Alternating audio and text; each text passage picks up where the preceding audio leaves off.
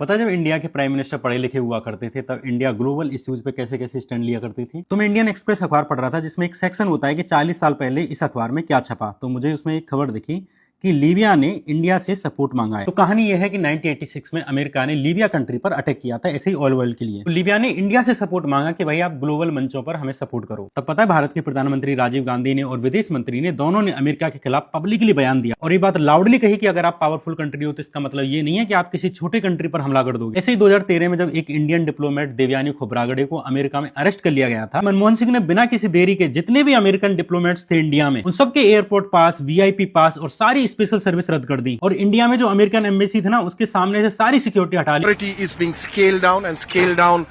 Scale down massively. Last में America को झुकना पड़ा और देवयानी खोब्रागडे पर जो केस लगा रखा था ना वो वापस करना पड़ा। और भाई अब वाले को देखो, पूरे दिन गाजी, अकबर, औरंगजेब, बादशाह, शाहजहां, जहांगीर, मोहम्मद बिन तुगलक सबके नाम लेते हैं लेकिन ट्रंप का नाम नहीं लेते। सैकड़ों इंडियंस को ट्रंप ने हाथों में हथकड़ियां बांध बांध के हवाई जहाज से भेजा। कम से कम 35 बार कहा कि मेरे दबाव के कारण इंडिया ने पाकिस्तान के खिलाफ युद्ध बंद किया। भाई इंडिया पे 50-50%, 100% टैरिफ लगा दिए, शेयर मार्केट गिरा दिया और ये भी कह दिया कि मोदी मुझे खुश करने में लगे हुए हैं। लेकिन मेरे महबूब सनम नेता और वर्ल्ड लीडर मोदी जी ने एक बार ट्रंप से नहीं कहा कि भाई इंडिया एक इंडिपेंडेंट कंट्री है और तुम डिसरिस्पेक्ट करना बंद करो।